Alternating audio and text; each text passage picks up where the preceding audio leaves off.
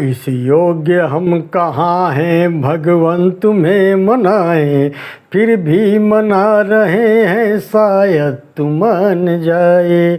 इस योग्य हम कहाँ हैं भगवन तुम्हें मनाएं, फिर भी मना रहे हैं शायद तुम मान जाए।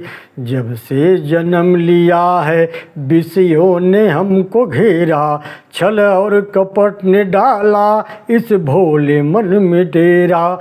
सद्बुद्धि को हमने हरदम रगा दबाए, इस योग्य हम कहाँ हैं भगवन तुम्हें मनाए, फिर भी मना रहे हैं शायद तुम मान जाए। इस योग्य हम कहाँ हैं भगवन तुम्हें मनाए। निश्चय ही हम पतित हैं, लोभी हैं, स्वार्थी हैं, जब तेरा ध्यान लगाएं माया पुकारती है। सुख भोगनी की इच्छा कभी तृप्त हो न पाए, इस योग्य हम कहाँ हैं भगवन तुम्हें मनाए, फिर भी मना रहे हैं शायद तुम मान जाए। इस योग्य हम कहाँ हैं भगवन तुम्हें मनाए। जग में जहाँ भी देखा बस एक ही चलन है, एक दूसरे के सुख में खुद को बड़ी जलन है। जग में जहाँ भी देखा बस एक ही चलन है, कर्मों एक दूसरे के मुख सुख में खुद को बड़ी जलन है। कर्मों का लेखा जोखा कोई समझ न पाए, इस योग्य हम कहाँ हैं भगवन तुम्हें मनाए। जब कुछ न कर सके तो तेरी शरण में आए, अपराध मानते हैं झेलेंगे सब सजाएं। बस दर्श तू दिखा दे कुछ और हम न चाहें, इस योग्य हम कहाँ हैं भगवन तुम्हें मनाए, फिर भी मना रहे हैं शायद तुम मान जाए। इस योग्य हम कहाँ हैं भगवन तुम्हें मनाए, इस योग्य हम कहाँ हैं भगवन तुम्हें मनाए, फिर भी मना रहे हैं शायद तुम मान जाए। ओम नमो भगवते वासुदेवाय। सज्जनों, अब इस अध्याय में कंस का क्रूर को नंदगांव जाने की आज्ञा देने की कथा है और केसी का वध है और भगवान के पास नारद का आगमन की कथा है। ओम नमो भगवते वासुदेवाय। व्यास जी कहते हैं, महर्षियों, जब वृषभ रूपधारी अरिष्टासुर, धेनुक और प्रलंब आदि असुर मारे जा चुके, गोवर्धन पर्वत धारण करके श्री कृष्ण ने गोकुल को बचा लिया। उनके द्वारा कालिया नाग का दमन और दोनों यमलार्जुन वृक्षों का भंग और पूतना का वध और शकटासुर का आज की घटनाएं हो गई।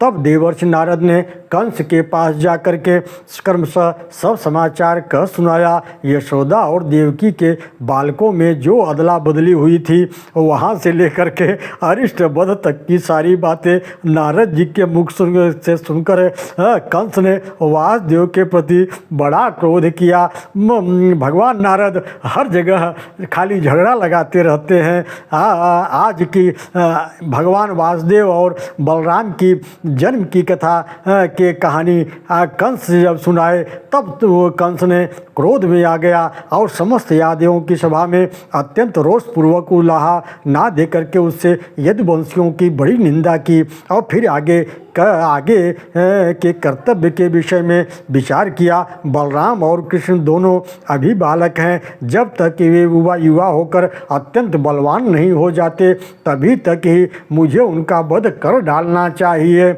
युवा होने पर तो वे मेरे काबू के बाहर हो जाएंगे। यहाँ पराक्रमी चाणूर और बलवान मुष्टिक दोनों पहलवान मौजूद हैं। इनके द्वारा मल्ल युद्ध में दोनों मत वाले बालकों को मरवा डालूंगा। धनुष यज्ञ नामक उत्सव देखने के बहाने दोनों को व्रत से बुलाकर ऐसा यत्न करूंगा जिससे उनका नाश हो जाए। इस प्रकार सोच विचार कर दुष्टात्मा कंस ने बलराम श्री कृष्ण को मार डालने का निश्चय किया और वीरवर अक्रूर को बुलाकर कहा, हे दानपते, तुम मेरी प्रसन्नता के लिए एक बात मानो, यहाँ से रथ पर बैठकर नंदगांव जाओ। वहाँ वसुदेव के 2 पुत्र हैं जो मेरा विनाश करने के लिए विष्णु के अंश से उत्पन्न हुए हैं। वे दोनों दुष्ट बढ़ते जा रहे हैं।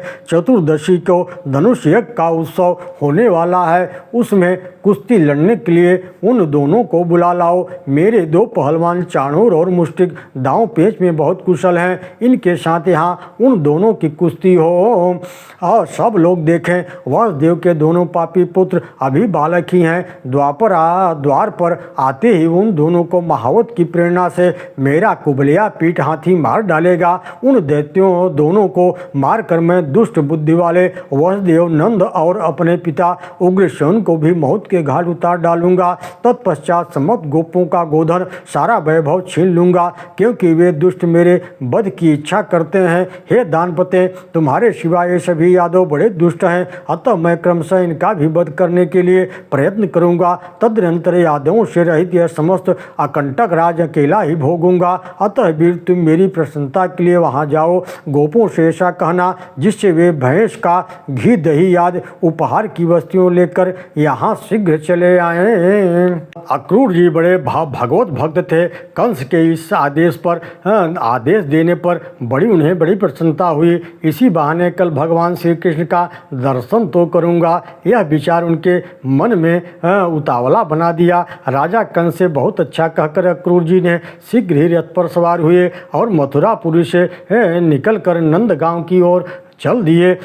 इधर कंस का दूत महाबली केसी कंस के ही आदेश से वृंदावन में आया और श्री कृष्णचंद्र का वध करना उसकी यात्रा का मुख्य उद्देश्य था। उसने घोड़े का रूप धारण कर रखा था।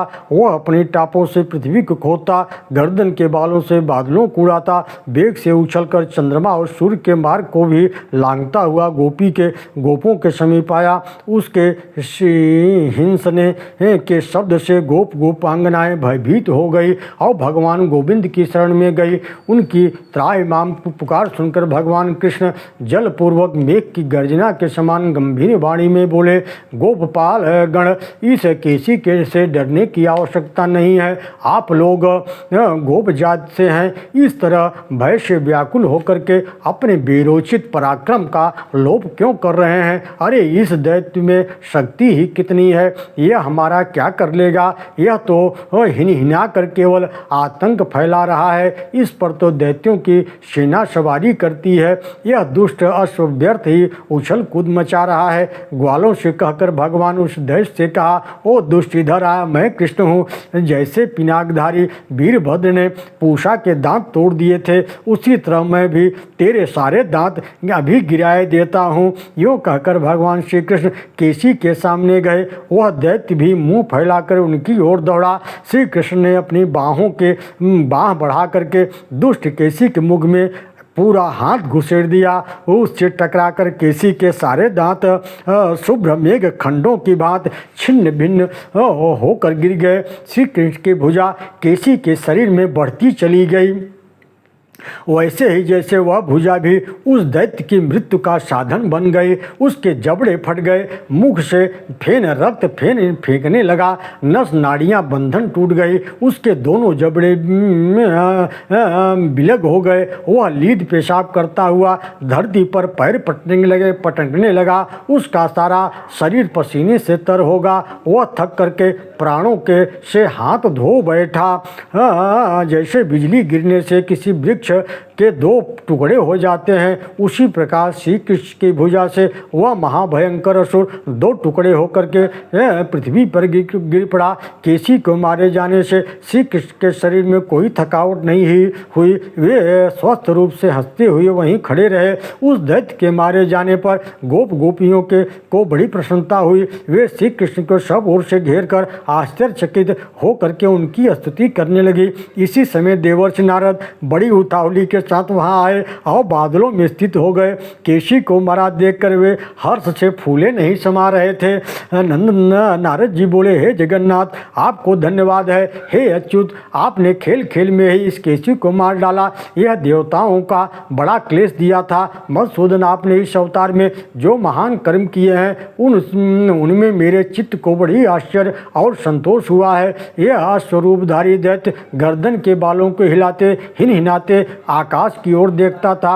उस समय देवराज इंद्र, संपूर्ण देवता भी थर्रा उठते थे। हे जनार्दन, आपने दुष्टात्मा केशी का वध किया है, इसलिए अब लोक में आप का नाम केशव के नाम से आप विख्यात होंगे। आपका कल्याण हो। मैं जाऊंगा।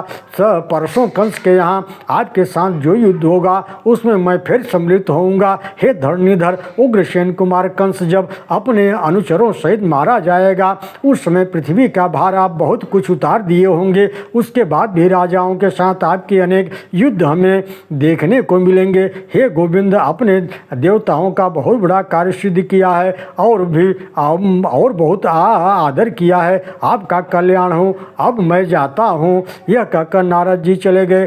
सब तब श्री कृष्ण सौम्य भाव से ग्वालों के साथ गोकुल में चले आए। ओम नमो भगवते वासुदेवाय।